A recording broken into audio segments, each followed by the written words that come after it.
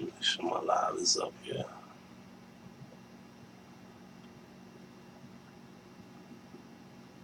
Yeah, my live is up.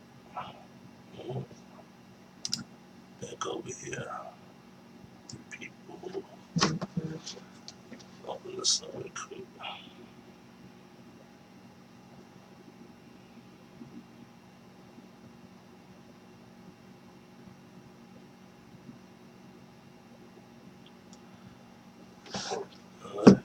We back.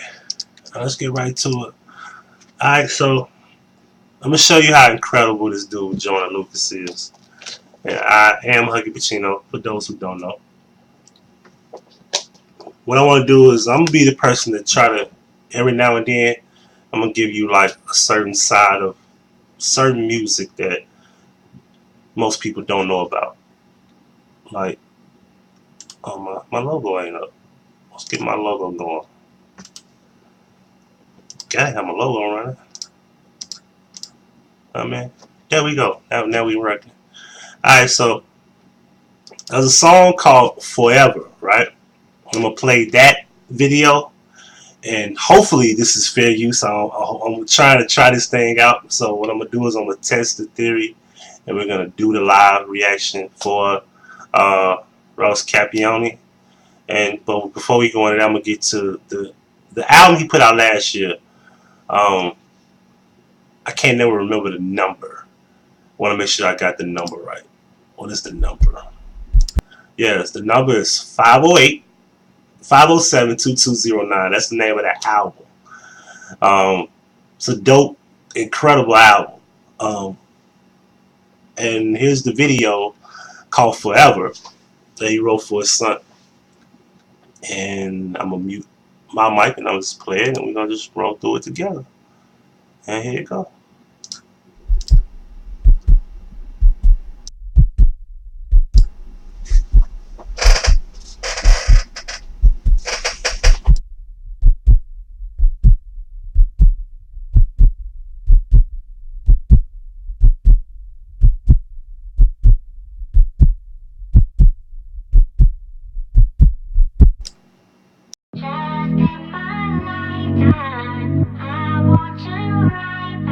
Yo.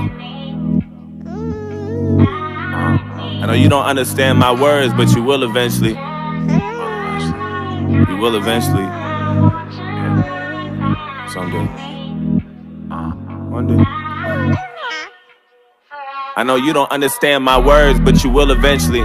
When you get older, I hope you don't hold this shit against me. I hope you understand I love you more than life itself. And this is nothing but your daddy's thoughts when he was feeling empty. And everything ain't always what it seemed like on the outside. I fought so many tears that you would never see the outcry.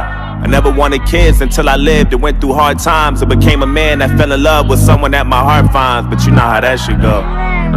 Young and reckless, different women part-time. And I wasn't ready for that life yet, I was in my dark prime. Me and your moms ain't get along and she gave me a hard time. I really think that we just crossed paths at the wrong time.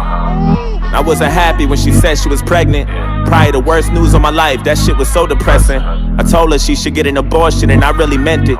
I'm sorry that I said that shit, yeah, I was tripping. I know you don't understand my words, but you will eventually. But when you get older, I hope you don't hold this shit against me. Sorry. Yeah. And I never wanted a broken home to raise you from a distance. Yeah, I'll admit it, I was scared of that type of commitment. Even hopes of a miscarriage, anything bad that could happen that'd get me out of that situation I was living. I felt like shit about my thoughts, that wasn't me, I'm different. Plus I was dealing with some demons that I couldn't live with. I told her she should get an abortion and I really meant it. I know you don't understand my words, but you will eventually. And when you get older, I hope you don't hold this shit against me. Hope you don't hate me, I was selfish, I hope you forgive me. Hope you forgive me. Forgive me.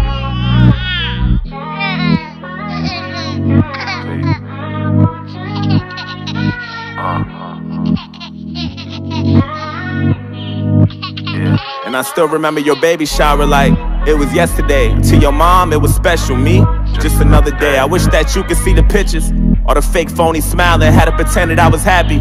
Deep down, I was crying. Ma asked if I'm okay. I turned around and looked away. I was drying on my tears. Looked back and said, yeah, I was lying, goddamn. How the hell I get here? This is it, this supposed to be my life. This ain't how I pictured it, I never felt so damn alone. But it was more than often, one of the worst days of my life, and I ain't even lying. We argued when we came home, I blame myself for all this. I think that I was holding a grudge cause she ain't get an abortion. I'm sorry. Damn. And I know that you can't understand my words, but you will eventually. But when you get older, I hope you don't hold this shit against me. I can't believe I try to hurt you, I hope you forgive me. Please. Please.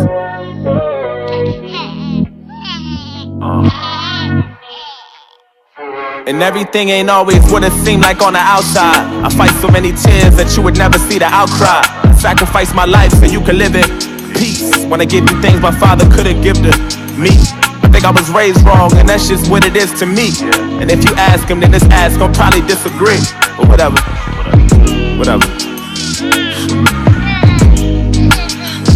And nothing's ever made me cry as much as you, I swear. Your smile gives me motivation and some new ideas. My worst fear was always you not knowing who I am. Cause I've been on the road, dream chasing for you out here. I was the first thing that you opened your eyes to, and the last one that you said goodnight to. I went home and cried to, and I bawled my eyes out and then watched you. Glad I got you, that's a blatant fact. And every negative thing I said, I swear I take it back. I know you don't understand my words, but you will eventually. When you get older, I hope you don't hold this shit against me. Hope you understand I love you more than I love myself. And this is nothing but your daddy's thoughts when he was feeling empty. I was feeling empty. I've been feeling empty. I put my emotions in this music when I'm feeling empty. I hope you forgive me. Please. Please.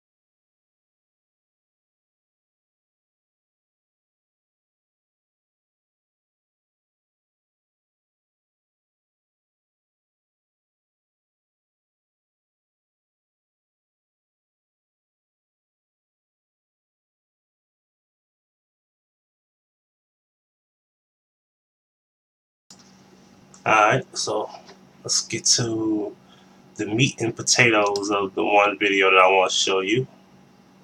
I think Fire knows about Joyner Lucas, of course. But this is the story of Capicchioni. Here you go. Let me fix my screen. Give me a second.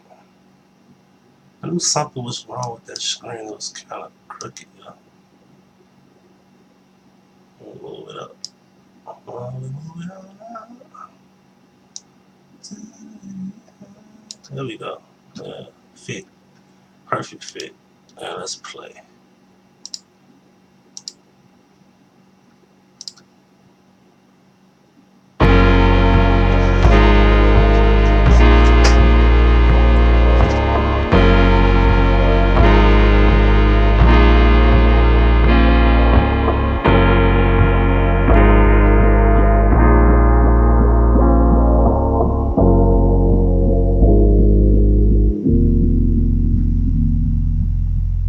up at 7, my days seem more than I prayed for.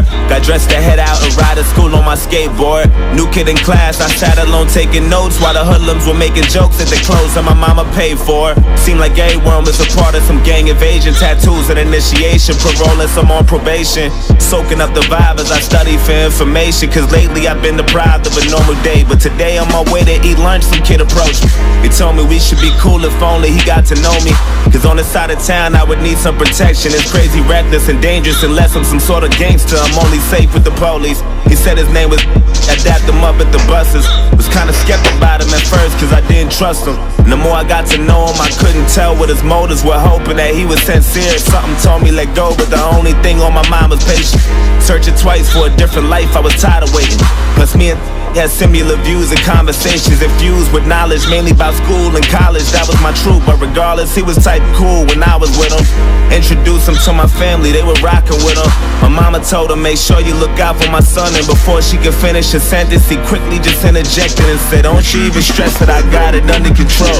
It's been 2 months since we met, it seems like we've gotten close. Some cat approached me and tried to beef with me, I just froze. And I see pounding and stomping homie rid out his clothes. Called me his brother and told me he got me to the fullest. Even if that means bullets, bullies, gangs, AKs, and choppers to the killers. That's the realest shit I ever witnessed. A few weeks later, my uncle sold me a Honda Civic, a 93 with no license plates and no registration. Just thinking about every place I'ma go when I finally get it. And then he asked me for a ride around the block, some distance from where I was parking. Instantly I knew that spot was sketchy, my mama would kill me. My intuition told me not to, I knew it was wild. And plus I knew it had no business or place on that side of town. And I read about some chick who went lurking without a sound and got murked and a body found in the dirt with 1,000 rounds. It was worse than abandoned buildings, abandoned villas, and scammers and killers provoking gangsters. But maybe I'm overthinking. Maybe I might be straight just as long as I pump the brakes and try not to think about it. Just trust I'll be fucking safe. And then I told him let's go, hop in. He dabbed me up, started telling jokes the whole ride there. Had me cracking up as we were getting closer. I felt funny, my stomach turned. And then he told me go left, make another turn, go right, and drive slow. As I looked, it was all abandoned and quiet, not a single person in sight, and nobody standing in right. When I pulled the car to the side, he said right here, sit still, turn the car off and chill. And I started to panic, he told me relax. Then he pulled the keys out the ignition and hopped out and laughed. Then my light flashed in an instant, he inched to my driver door and I tried to lock it, I couldn't. He ripped me right out my seat and then grabbed the side of his jeans and then put out the shotty, and all I heard was a screech and he shot my arm into pieces. I'm thinking I must be dreaming, and another shot to my chest and my stomach squeezing, my breath and my lungs collapsing. I'm down on my fucking knees asking him why. He looked at me, I looked him dead in the eyes, and he smashed my face with the barrel, knocked all my teeth to the sky. Then I heard a sound of the shot, he cocked back. He pressed the hard against my head and blew my fucking top back. Boom. I'm still conscious, I'm breathing, I'm still moving, no clue as to why I'm not dead. All this blood that I'm losing, and I heard my car drive off. Then I looked up and seen the sun, and that was all that I saw. Then I heard my conscience tell me, get up, nigga, get up. You're losing blood, oh my. Don't fall asleep or you'll die. Stay awake and move as much as possible, there's no time. Find some help and try to yell, you ain't too well, oh God. Wake up, nigga, wake up. Wake up, nigga. Wake up.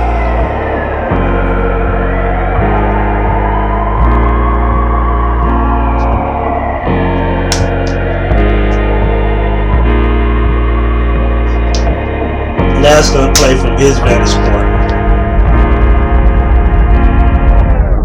Woke up at 7, my day was worse than I prayed for. Got dressed to head out and down the stairs from the 8th floor. New kid in class, he sat alone taking notes while my niggas were making jokes at the clothes that his mama paid for. Had no family but was cool with the local gangsters, tattoos, and some on parole and probation for breaking rules. That life was all I knew, all I wanted to do was cruise, smoke weed and say fuck school. Wanted guidance cause all my role models I would look up to was indicted, the young dudes with no logic. I went to church to the pastor, said fuck you, now violent. And this gang that always looked out for me, vouched for me and adopted me, said they wanted to rock with me and I wanted to get down. Guess there was something missing, everything comes with a price. There's only one condition, all you gotta do for initiation is kill an innocent victim and leave them there with no witnesses or no snitches. If you do that, you down with the clique, and that's for life, so don't you ever think you're getting out of this shit. And I thought about it, soaking up the vibe as I study for information, trying to choose my victim, plotting the weakest prey. But today on my way to eat lunch, I approached him and told him we should be cool if only I got to know him. Cause on the the side of town, he would need some protection. It's crazy, reckless, and phony, unless he's some sort of gangster. He only saved with the police. He said his name was but my dapped him up at the buses. Was kinda skeptical about me at first, cause he didn't trust me. Then the more he got to know me, he couldn't tell what my motives were, hoping that I was sincere. But little did he know I was trying to snake him and pop and break him. Just need the perfect opportunity, I'm tired of waiting. Had murder running through my head, I knew that death was coming. He introduced me to his family, I was jealous of him. His mama told him, make sure you look out for my son. And before she could finish her sentence, I quickly just interjected and said, don't you even stress him, I got him to the fullest. Even if that means bullets, bullies, gangs, AKs, and choppers till they kill us. I was lying to the fucking limits. Took advantage when he said he had that Honda Civic, a 93 with no license plates and no registration. Just thinking about every place I'ma go when I finally kill him.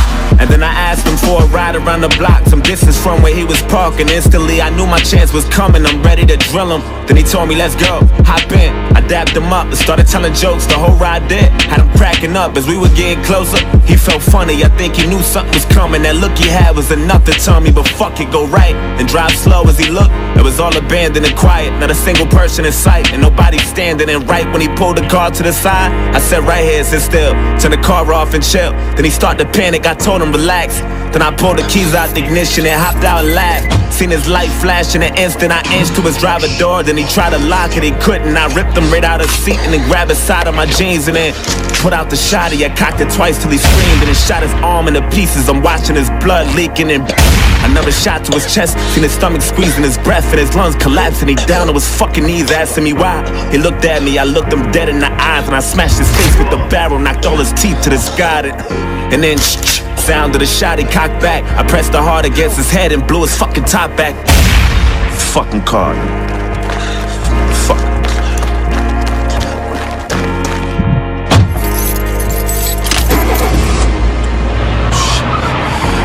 Fuck. Hey, get the fuck out my way, you faggot. Fuck. Oh, shit. Fuck, come on. Come on, pick up, come on. Yo. Yo, I did it. I killed him. Yo, I had that nigga screaming. I just fucking blood everywhere. Don't talk too much over the phone. Meet me at the spot. Alright. Alright, one. There you have it. So, I know you thinking, well, where's that young man?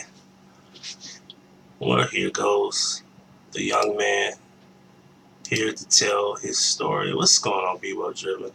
Alright, we're ready. Go ahead whenever you're ready. Alright, my name is Ross Capicchioni. I'm from Macomb, Michigan. What's up, finest Jews? I see you. Detroit.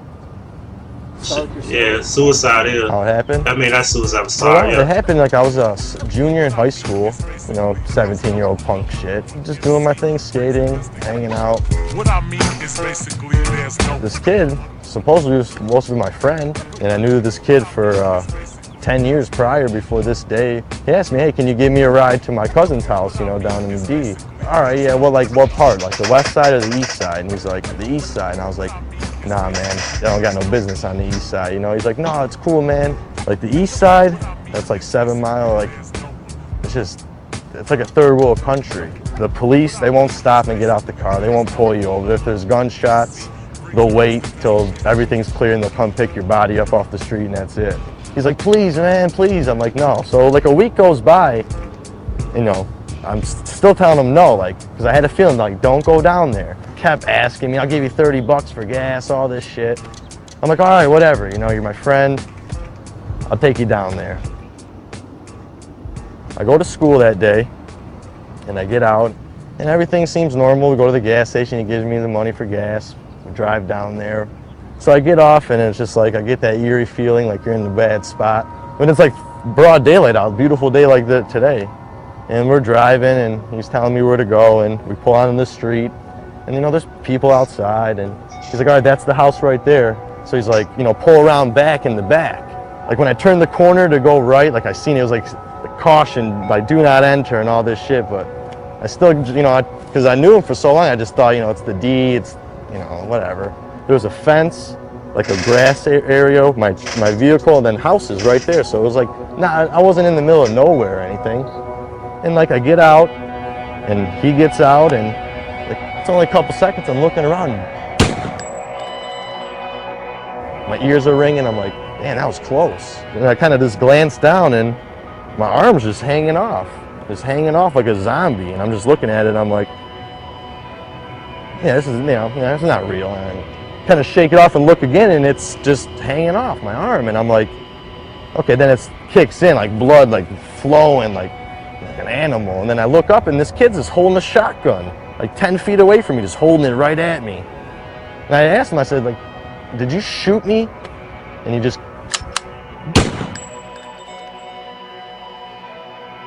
blew a hole in my chest like this big. So after that, I just dropped to my knees. I lost all my air. I couldn't see. I remember like being on my on my hands and knees, and I felt the barrel of the gun on my head. I felt this barrel just shaking still on my head, and so I smacked it away. But it was a shotgun, so it sprayed. So it still like hit me in the head really good, but it didn't blow my head off like a watermelon just to pieces. So after that, I got a little sight, and I was like, okay, I'm still moving. Like, I don't know what's going on with my head, but I know I'm alive. And I remember I looked up, and he was just staring at me. And he took the butt of the gun and, like, smashed me in the face with it. Knocks my teeth out.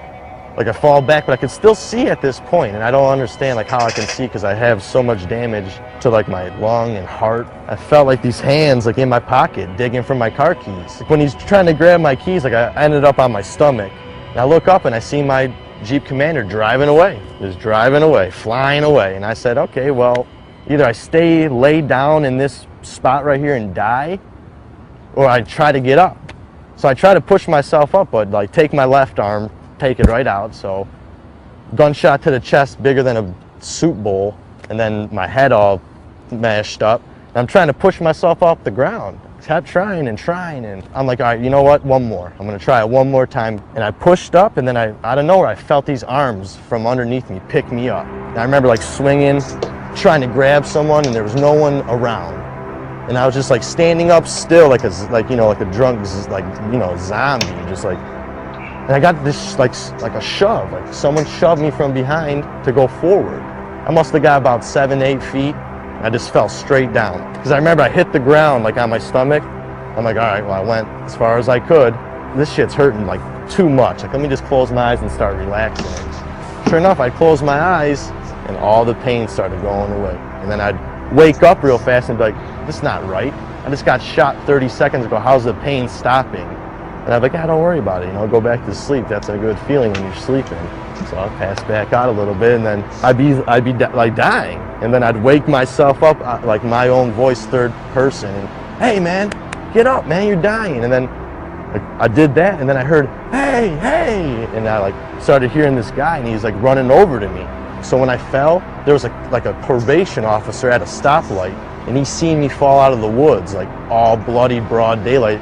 And then I felt his hand on my back, like, hey, man, you're fine, don't close your eyes, come on, the ambulance is coming, they're coming. And I'm like, man, like, I just want to sleep, leave me alone, man. But then in my head, I'm like, no, you don't, because if you fall asleep, you're sleeping forever. And I remember, like, getting on the stretcher, and they're putting me in the stretcher, and just, like, the facial expression of the paramedic was just, like, just a stunned look on his face, but in the same time telling me I looked great. I looked beautiful, like, you're going to be fine. And then it just, like, blacked out, and I went to, like I was outside of the ambulance on my skateboard, filming it, like rolling telephoto filming of the ambulance, and the doors open, everyone's panicking, and I see my legs coming out, and like once it gets to my head, blacked out. I was pronounced dead on arrival right there. John Doe had nothing on me. They said, Doc, this kid's, gone, and Doc said, no. I'm here, let me try.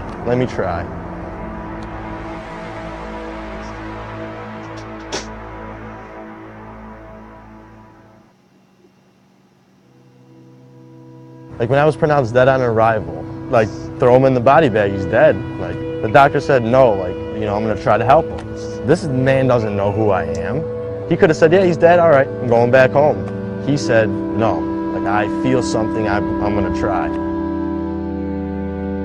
Did the heart surgery, gave me 24 hours to, see if I was still breathing on the ventilator. After 24 hours, I was still alive. They fixed my arm and my head, and I woke up 3 days later. I remember like waking up and it was still all white, like white everywhere, and I'm like, dead.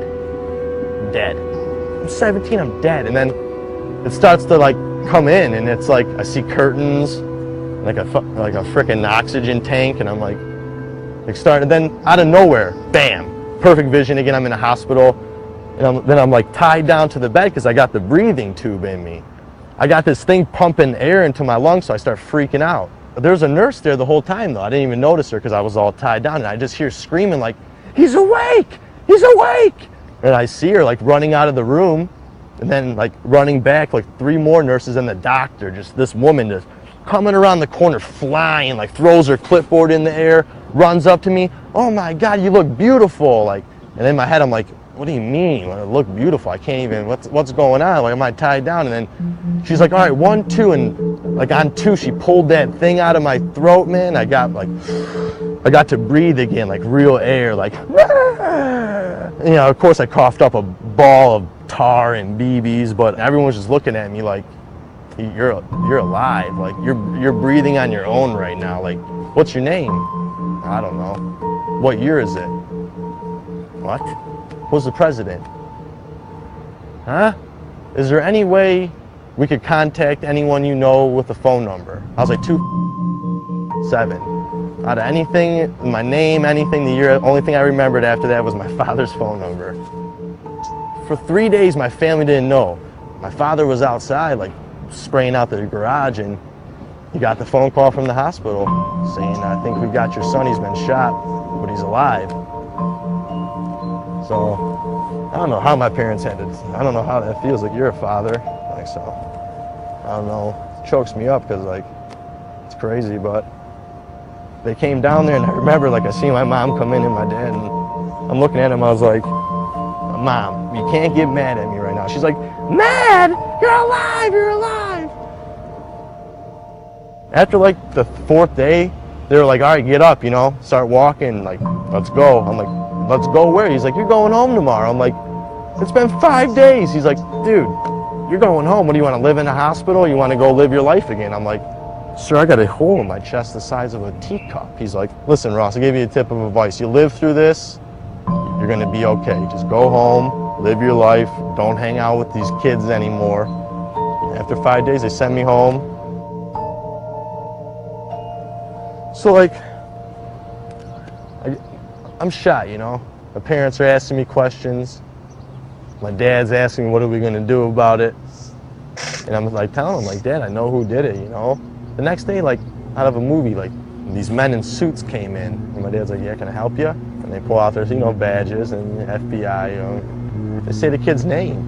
And I'm like, "Yeah, I know him. That's who shot me." He's like, "Oh, could you identify him through a picture?" I was like, "Of course." Pull out a picture of the kid. I said, "That's him right there." He said, "Ross, we have him in custody."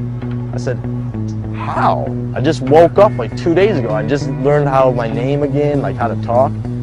He's like, "The day blank shot you, he called blank and told him." So this kid shoots me and calls his buddy and says, "Hey, I shot Ross, he's dead." The kid's like, "No, you didn't, you're lying." Because imagine another 15-year-old kid saying to a 15-year-old kid, you know?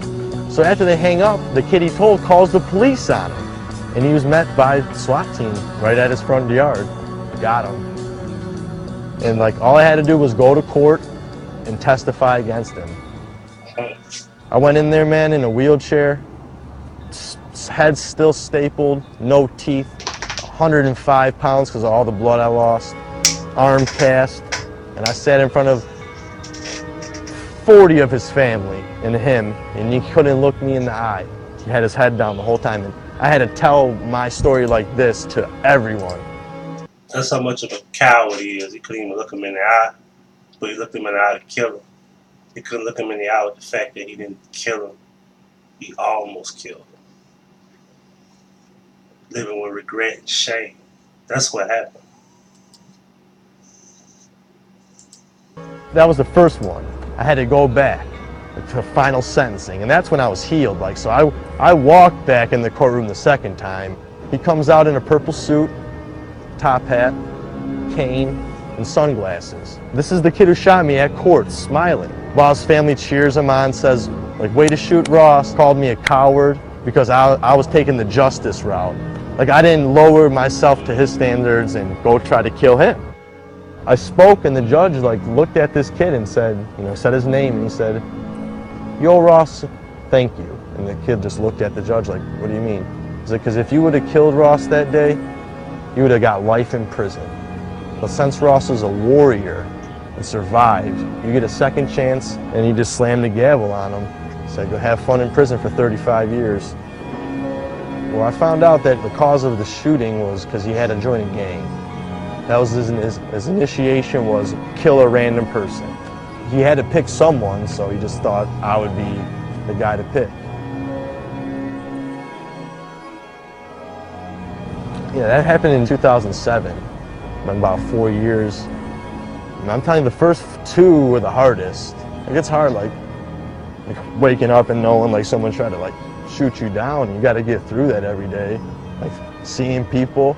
Like I get on a bus, public bus, I'm freaking out the whole time. Like I don't trust anyone on the bus. For a while, my mother had to like take care of me as like how you do an infant, like washing, changing, feeding. Like I'm 17 years old and I got my mom bathing me. I can't move, I got no hand, I can't talk. I'm all weak. And my dad and mom were like, "Ross, like come on, like the doctors say, like give it time." And then all my friends would come and see me, hanging out with me.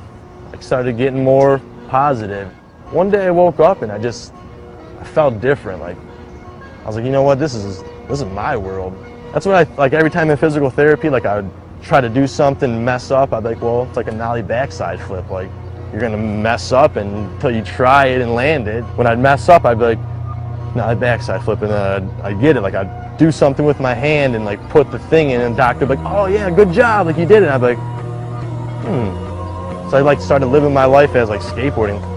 It's been working. I'm very blessed.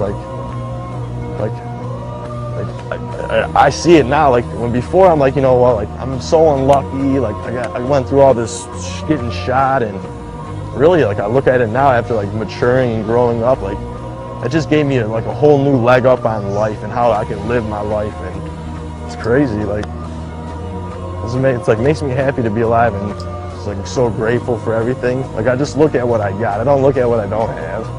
Look at what I have.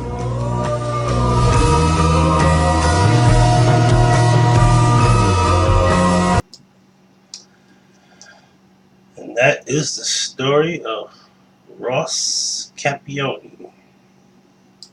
I'm pretty sure I'm saying it wrong, but I think it's Ross Capicchioni. Capicchioni? I think that's how you say his name. I could be saying it wrong. But what I wanted to share with y'all is that most people don't have to be shot to, have a gut feeling that you don't know who to trust. I've been shot at. You know what I'm saying? So I know what it's like. You know what I mean? You never know who to trust. It could be like, your friend. It could be people that you thought was your friend. Things of that nature. Where do I get that again? I told you, Kendrick. I'll tell you about that. I could send you all that how to play, the games. But I'll talk to you about it. But yeah, that man gotta live with the rest of his life knowing that he could have been dead, and for what? Nothing at all. Because somebody wanted to be in a gang. Just because he wanted to belong to somebody. And I'm gonna talk a little shit. You know what I'm saying? So it's gonna be real shit too though. A lot of people on YouTube want to belong to something or somebody so bad that they will do anything. They will betray people. They will talk about people. They will laugh and giggle and things of that nature. Just to, belong to something. Trust and believe. There are people like that guy that shot Ross. Just to belong to somebody, they were willing to do whatever it takes just to belong. And if people are willing to kill you to belong to something, just imagine how small of a fucking thing they would do to belong to a group of people. And to this day, I stand on the fact that I don't have a crew, I don't have a clique, and if I did, you don't belong to me. I like what Logic says, like, man, we're not subscribers, we're real people. Like, these are the people, they're not subscribers. I like that. I never thought of it like that, but that's a genuine statement that people are not subscribers. They're people who watch. You have people who actually are watching, and they don't even want to come out and say it because they're ashamed. Don't do things you're ashamed of. That's another thing we got to stop doing. Stop being ashamed. Stop pretending. We got to stop pretending that everything is okay. Nah, everything ain't alright. Your ass walk outside that front door, you can get hit by a truck. That's not okay. You can have all the money in the world, and you can have this business and that business, and you can just think you the shit. And you could drop of a heart attack at 135 pounds at 6'1". You could be in incredible shape. You could fucking pass out and die. People walk around like they're invincible, like they're just untouchable.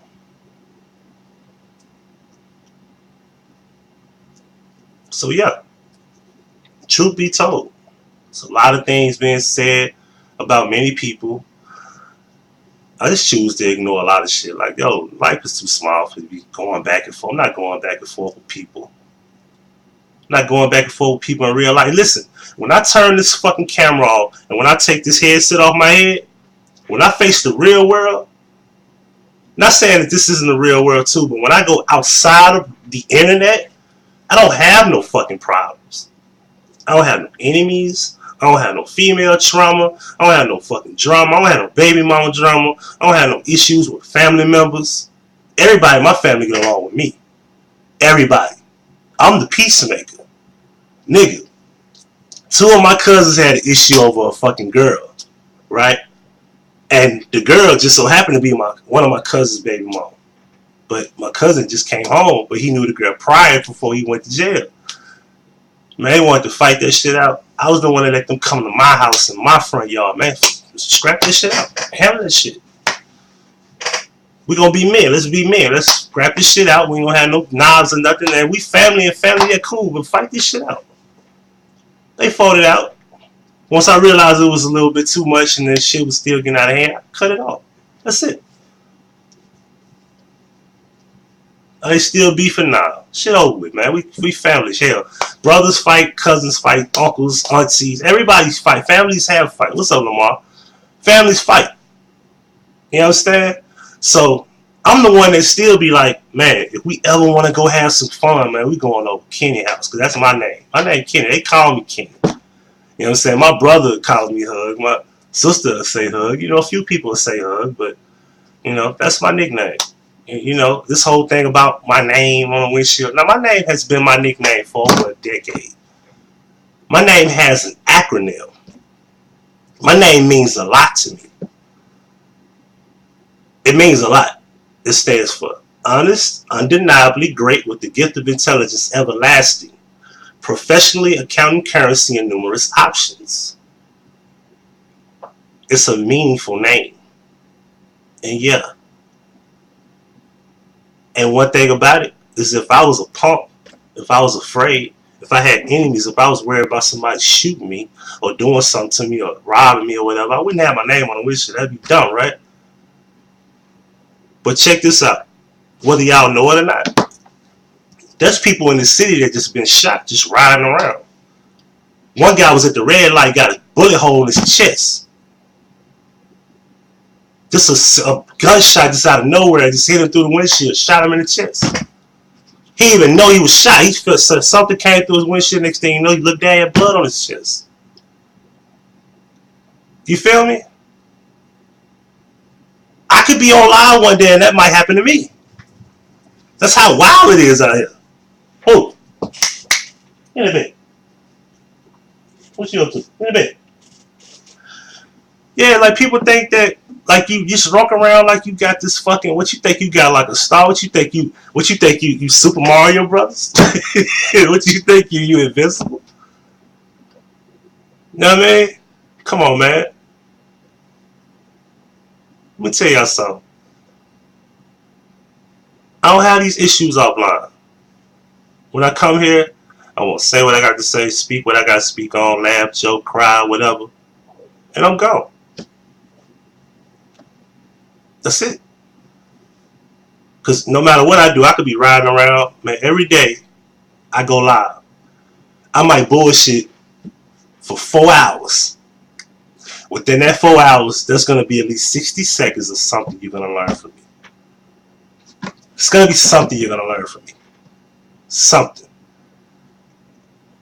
And that's what I pride myself on, knowledge.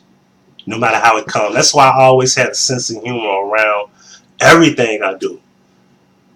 I didn't come here. Let me say this. I didn't come here to be a Kanika researcher. I was here before that. I was here before the Boston bombing. I was here before the Orlando shooting. I was here before Gucci snapped 5 years ago on Twitter. I was here before all of that. I was here. Way before all that. I was here in 2012. You understand? My channel says Huggie Pacino. It don't has a specific job. And if you look at the bio, and I'm gonna read what it says. I don't want to like make up what I said. I'm gonna read what it says, so people could stop getting the wrong understanding of what my channel is about. Right? How do I get to that? View channel. About. You go to the about section, right? Well, God damn it, where's my thingamajig? Hold on, y'all. Hold on. It's got to be on channel 7 then. Wait a minute. Well, then, what about channel 2 then? See, I might not even have a fucking bio. It might have been on my main page. I think I meant to put it on every change, but I didn't. Yeah, that's the whatchamacallit. I'll just tell y'all, look, it's just simple. Universal topics of sports, entertainment, and everything, government, conspiracies, everything in between. That's what I pride myself on. I don't have a specific type of fucking channel. You know what I mean? Some lady gonna tell me I made fun of a certain city. I asked her, what are you talking about? Can you prove that to me? And she said it was an insult to ask her. That's the type of shit I be talking about. And of course, I open the fucking hangout line and they won't even call in and talk to me. Like an adult, because they'll talk about me but won't talk to me.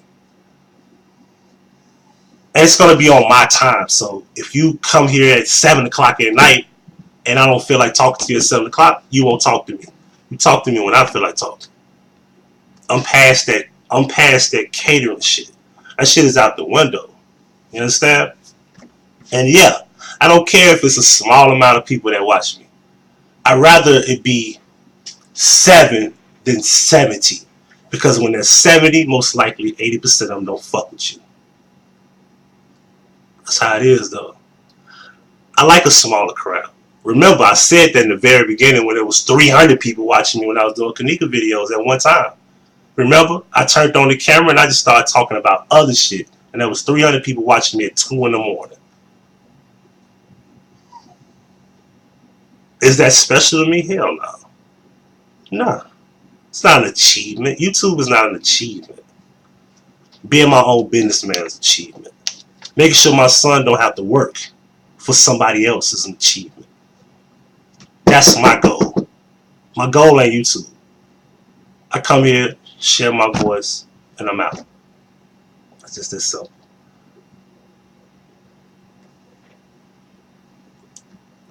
In the meantime, it's 123. Matter of fact, can we play? Let me play, cause I love Sorry, but I'm gonna play. Hold on, we're gonna play Happy Birthday. Since we on the Joyner Lucas shit, give me a second. We gonna play Happy Birthday by Joyner Lucas because I love it. Cause when I first seen it, it fucked me up. Cause I was like, what is he talking about? But hold on, let me move my thingamajig here. Hold on. Let's move my chat out the way. Get out the way. Alright, put that right there. Pause. Should be done downloading by now, right? Yeah, it is. Let's close that out. Alright.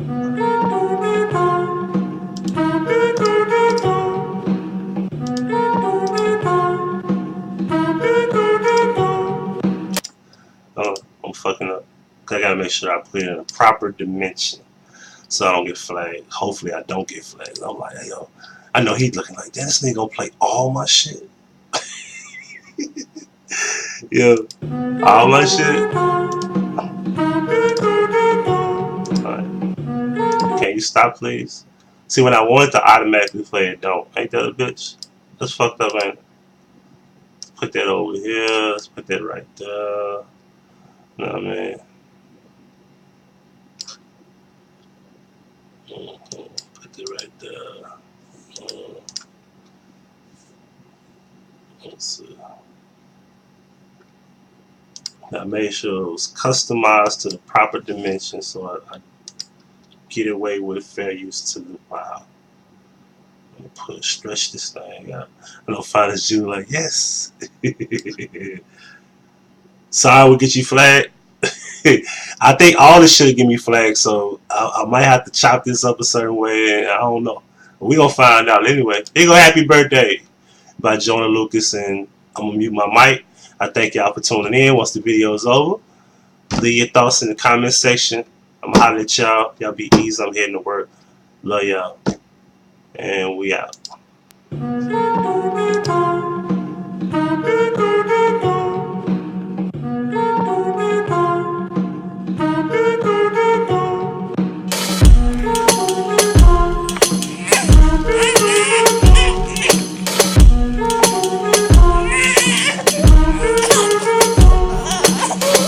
Don't you stare me down, you know I'm rude. Why the fuck you looking at me like you so confused? You really make me sick, my nigga, if you only knew. I swear to God, I wish you wasn't born and there was no excuse. I don't wanna raise you. I really fucking hate you. I wish I ain't had to take you. I ain't trying to educate you, yo. This really fucking sucks. And your mother's fucking nuts. I had my whole life figured out. Leave it to you to fuck it up. And shut the fuck up. What you crying for? Looking at me like you love me. What you lying for? Why you wanna try me for? Blow your fucking candles out. Enjoy the cake I got you for your stupid little birthday that everyone's so excited for except me.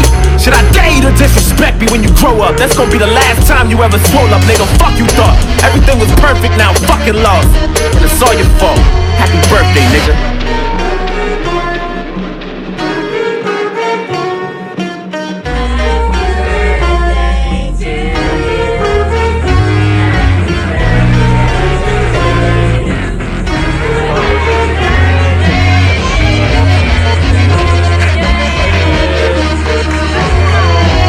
I wanna kill myself so I don't have to deal with you. I know it sounds harsh, but I'm just being real with you.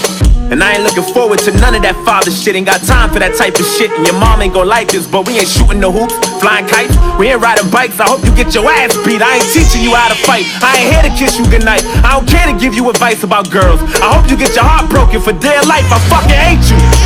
And I know that it's wrong. Sometimes I wanna explain, but I don't know where to start. Cause you won't understand even if I told you my thoughts. Cause even when it's light, I feel like I'm alone in the dark. And my mind keeps racing fast. I can't bear with this pain I have. I can't stand you and I hate the fact that you just a mistake. And that's just what the fuck you was. Everything was perfect, now I'm fucking lost. And it's all your fault. Happy birthday, nigga.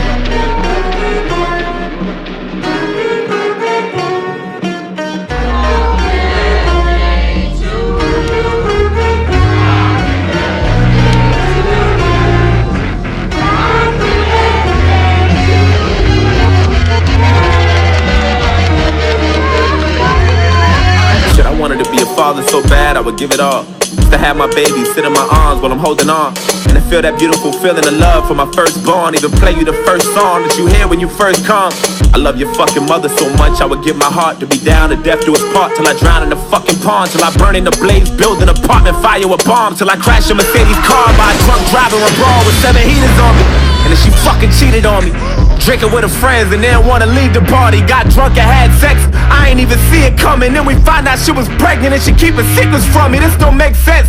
Then I felt my fucking heart cave in. The baby not mine, the paternity test came in and the love is gone. Everything was perfect, now I'm fucking lost. And it's all your fault. Happy birthday, motherfucker.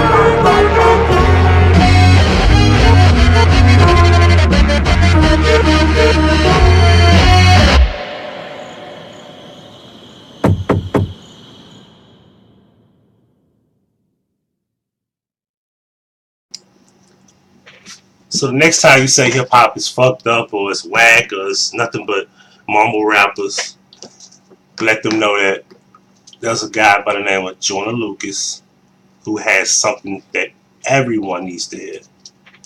Everyone. Every age, every race. He's out here. And y'all sleep. Checking in. Checking out.